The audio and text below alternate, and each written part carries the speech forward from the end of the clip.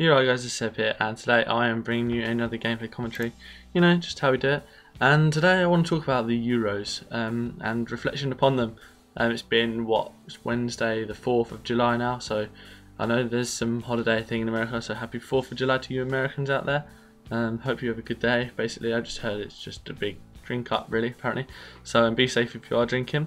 So, but yeah, 4th of July, and so it's been, it's Wednesday now. Sunday was the final.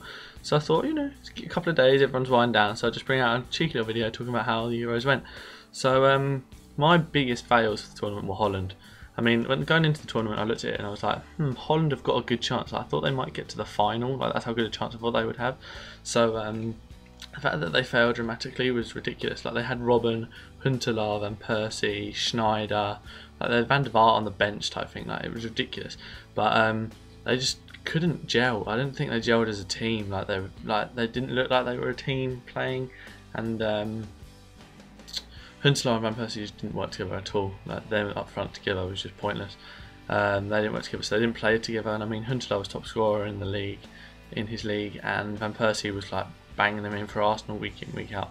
So so they didn't work together. They need to work together for Holland, I think, to be a outfit. I mean, Dirk Kuyt didn't even get a look in, and I think he's quite a good player. Like he does try hard, and I think maybe they needed that in the team, someone who was working hard. But yeah, so Holland failed dramatically. Didn't even get through the group stage. Just finished bottom of their group, which was horrific.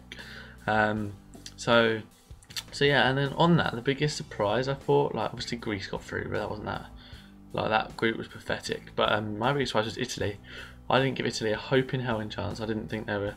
I thought they'd get through their group, but then I just didn't think they'd get any further than that. So the fact that they got to the final was ridiculous. Like when they came up against us, I thought we got a good chance of beating them, and they were all over us in that game, and we just didn't look like we deserved it. So it would have been shocking if we got through in that game, but we didn't. But so Italy were my biggest surprise that they got to the final. Their win over the Germans was amazing.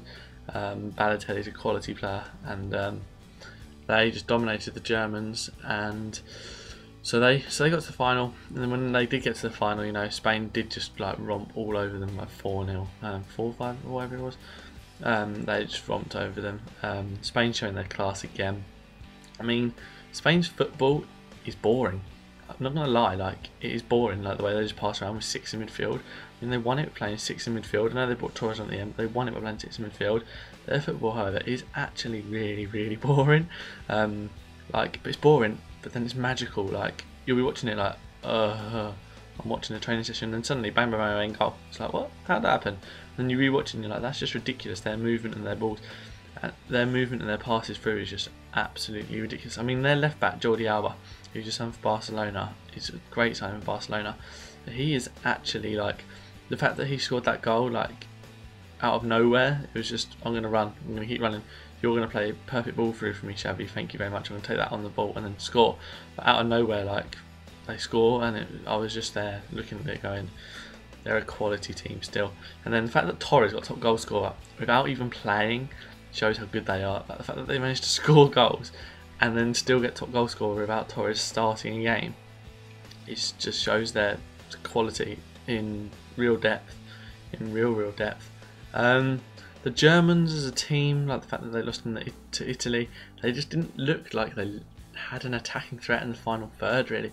Like Gomez didn't really do much, and then they just got to the top of the box and didn't really look like they knew what they were doing. So that's why I think Italy beat them, and I think we might have had a chance, but then knowing the Germans would have stepped up their game and thrashed us like 5-0.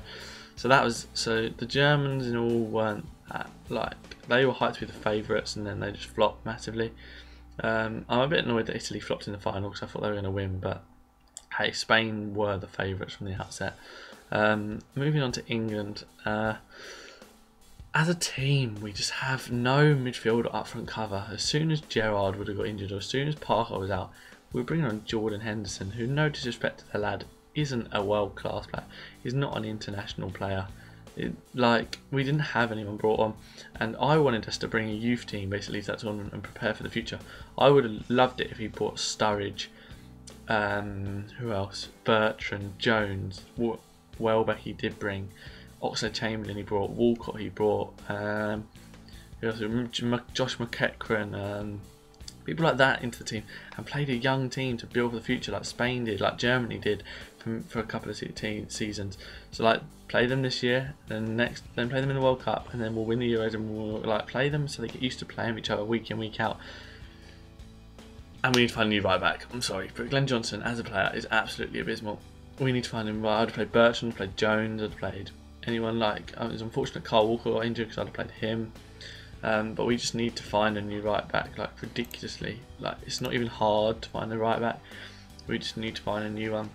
So that's why I'm looking forward to this GB team, because it's such a young team. I mean, I feel sorry for Sturridge, he's now just got injured, but I might mean Zaha from Palace gets in, or Klein, like those players like who always Liverpool trying to sign Zaha, trying to sign Klein. I think they're the ones who deserve to play in the GB team, and we should be playing them in the England team, like starting to play them in the friendlies and stuff, get them experience, so then we can provide a better team for a major tournament in the years to come. We just need to overhaul, like Spain did, just overhaul our youth system, just restart it, just have a crap 3-4 tournaments, knowing we're not going to win anything, knowing we might not get out the group stage, and then just become amazing like Spain are. So we need to do that. And then before the tournament, like the fans' racism was like seen as a massive issue, and obviously there are a few cases like Russian fans being racist and stuff. There are a few instances, but there wasn't like anything really publicised on the news. Like England fans were well behaved for once. Not for once, like we are well behaved, like the media just love mucking it up.